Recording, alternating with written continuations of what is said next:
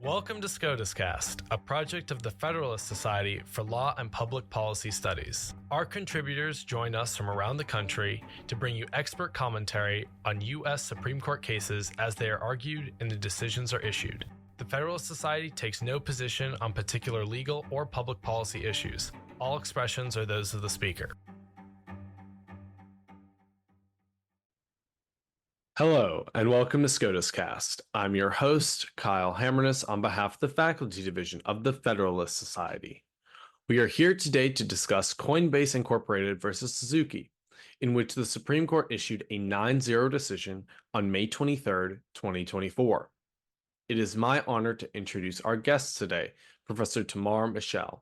Professor Meshel is an associate professor at the University of Alberta, and she is a global expert in arbitration. She has practiced and researched arbitration at international law firms and has authored over 50 publications, as well as amicus briefs to the United States Supreme Court. Her arbitration scholarship has been cited by the Supreme Court of Canada, the Supreme Court of Israel, and the Supreme Court of Texas. And with that, I'd like to turn things over to Professor Meshel to give us the background of the case. Professor Meshel, take it away. Sure, and thanks so much for having me. So this case involved a purported class action alleging that a sweepstakes competition that was advertised by Coinbase was unlawful under California laws. But it's important to understand exactly what aspect of this dispute was before the Supreme Court. The court was not deciding the merits of the plaintiff's claims against Coinbase. Rather, Coinbase was appealing the district courts and Ninth Circuit's refusal to enforce an arbitration clause contained in its user agreement. The plaintiffs argued, and the lower courts agreed, that the arbitration clause was unenforceable because Coinbase's user agreement was superseded by its subsequent sweepstakes rules. Now, those rules contained an exclusive forum selection clause designating California courts as the forum to resolve disputes rather than arbitration. But even this aspect of the case was not directly before the Supreme Court. The specific issue decided by the court concerned a so-called delegation clause that was contained in Coinbase's user agreement. Now, a delegation clause means that the parties have agreed to refer to the arbitrator not only merits disputes, but also disputes concerning the existence, scope, validity, or enforceability of the arbitration clause itself. These are known as arbitrability disputes. Now, in these cases I mentioned, the arbitrability dispute concerned the allegedly superseding sweepstakes rules. Coinbase argued before the lower courts that in light of the delegation clause, it was the arbitrator rather than the court that should decide this dispute. And the district court disagreed, and the Ninth Circuit affirmed. So the Ninth Circuit held that the delegation clause that was contained in Coinbase's user agreement could not be applied because the question of whether the forum selection clause in the sweepstakes rules superseded the arbitration clause in the user agreement concerned the existence rather than the scope of the arbitration clause. And under Ninth Circuit precedent, only so-called scope questions could be delegated to the arbitrator, not contract formation or existence questions. Now, once the Ninth Circuit decided that it was for the court to determine the arbitrability challenge, it held that under California contract law, the forum selection clause in the sweepstakes rules indeed revoked the arbitration clause that was contained in the user agreement. And therefore, the court denied Coinbase's motion to compel arbitration. Now, the Supreme Court granted cert to decide only the delegation aspect of the Ninth Circuit decision, specifically whether, and I quote, a judge or an arbitrator should decide whether a subsequent contract supersedes an earlier arbitration agreement that contains a delegation clause. All right. Well, thank you so much for summarizing how the case got to the Supreme Court. Can we turn to the decision now? How did the Supreme Court come out on this? Definitely. So the Supreme Court affirmed the outcome reached by the Ninth Circuit in a short unanimous opinion with Justice Gorsuch writing an even shorter concurring opinion. And although the court's opinion seems narrow and straightforward, it actually deals with two very important issues in arbitration law. First, the court addressed for the first time challenges directed at a delegation clause rather than at an arbitration clause. And the court referred to such a challenge to a delegation clause as an, I quote, a fourth layer or fourth order dispute. Now, in previous cases, such as Henry Sheen and Rent-A-Center, the court only addressed the first three layers of disputes that parties could have that concern an arbitration agreement. And I'll go briefly through those three layers and the fourth layer. The first layer is the merits dispute between the parties. So as I said, in this case, it's just the legality of the sweepstakes competition. Now, the second layer is a dispute over arbitrability, meaning whether the merits dispute should be submitted to arbitration. In this case, whether the arbitration clause was superseded by the sweepstakes rules, which did not contain such a clause.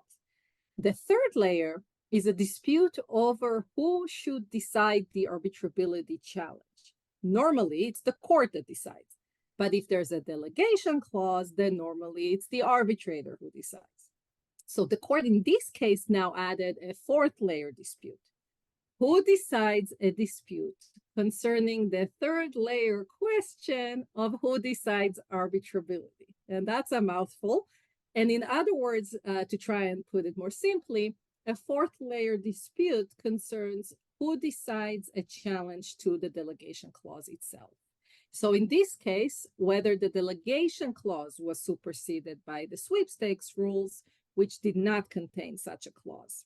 And the court held in this case that this fourth layer question is for the court to decide.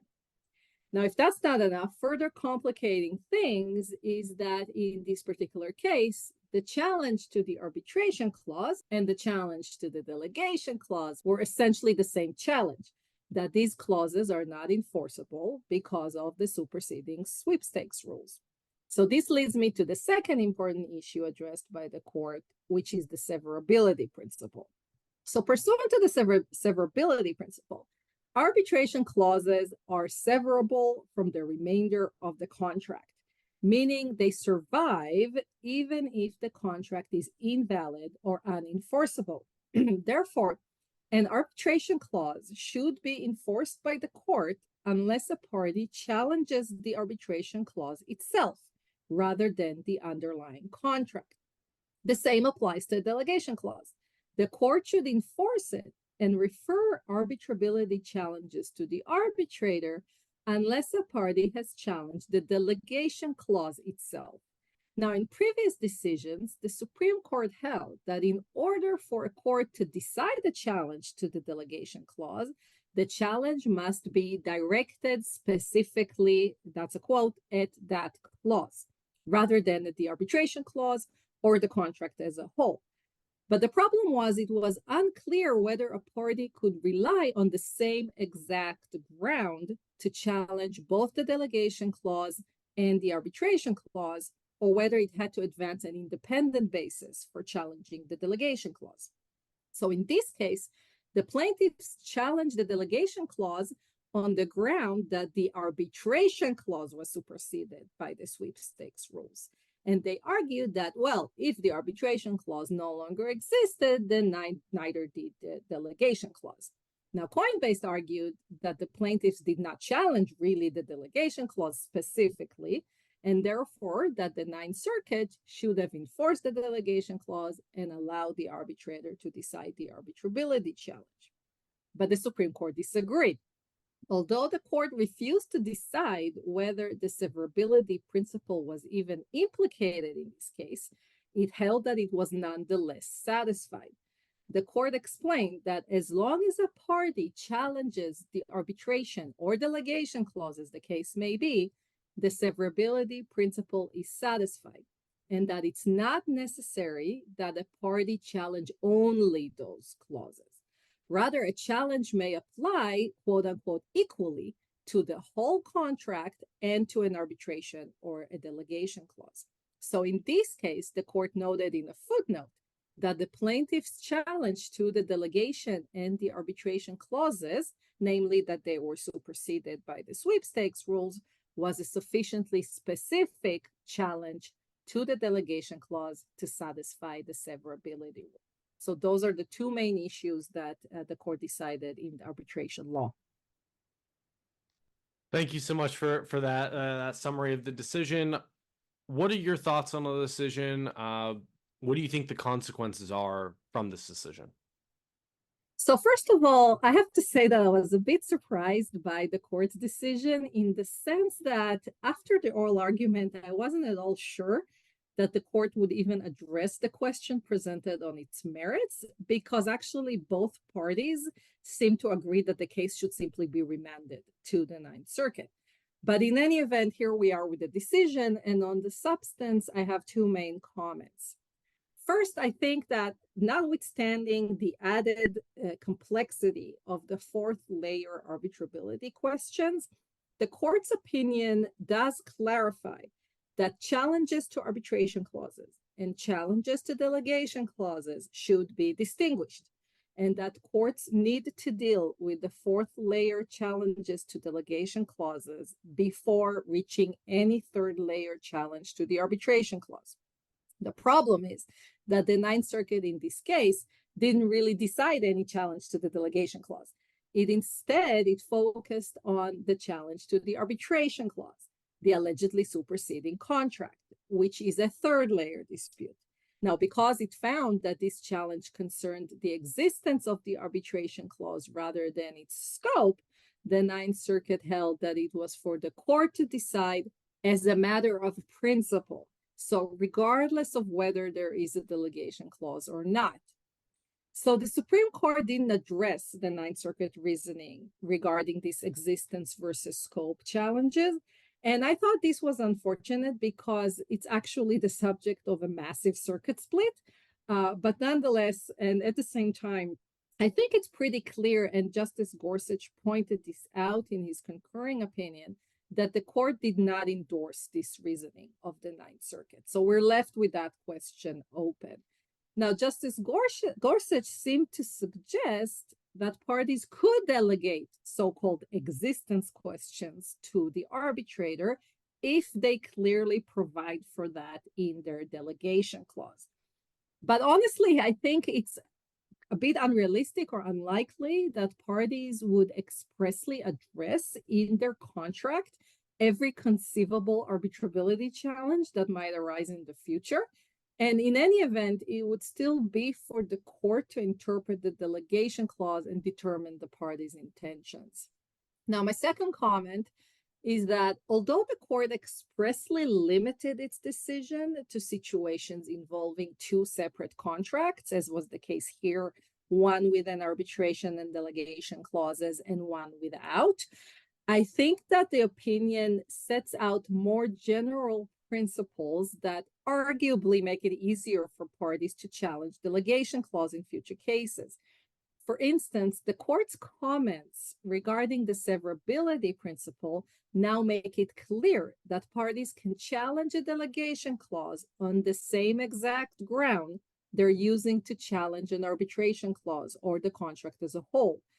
This may be the case in particular with challenges such as fraudulent inducement or non-signatories, which question whether an arbitration agreement was validly concluded at all. Now, it might be less likely with other types of challenges, for instance, unconscionability, because it would be more difficult, I think, to extend an argument that the arbitration clause or other provisions of the contract are unconscionable to the delegation clause itself. Now, finally, I'm also not convinced that the court's reasoning cannot be applied to a single contract that contains arbitration and delegation clauses.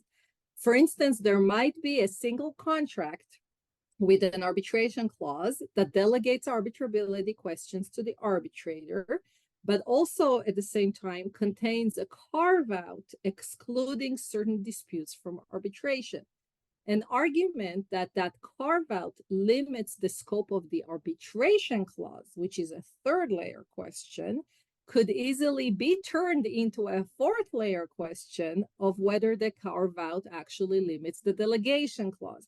And this actually happened in the Fifth Circuit decision in the Henry Sheen case following the Supreme Court's remand of that case. And it led the Fifth Circuit to decide the challenge to the arbitration clause itself rather than referring it to the arbitrator in accordance with the delegation clause. Well, thank you so much, Professor, for joining us. This was really, really great, and we're always happy to have you. Thank you. Thank you so much for having me.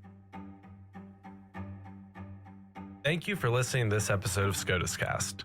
SCOTUScast is a project of the Federalist Society, a not-for-profit educational organization of conservative and libertarian law students, law professors, and lawyers, founded upon the principles that the state exists to preserve freedom, that the separation of governmental powers is essential to our Constitution, and that it is emphatically the province and duty of the judiciary to say what the law is, not what it should be.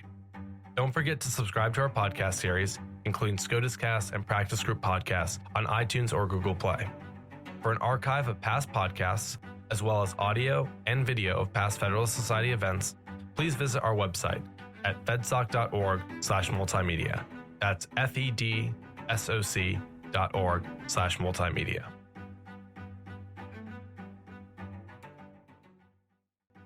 This has been a FedSoc audio production.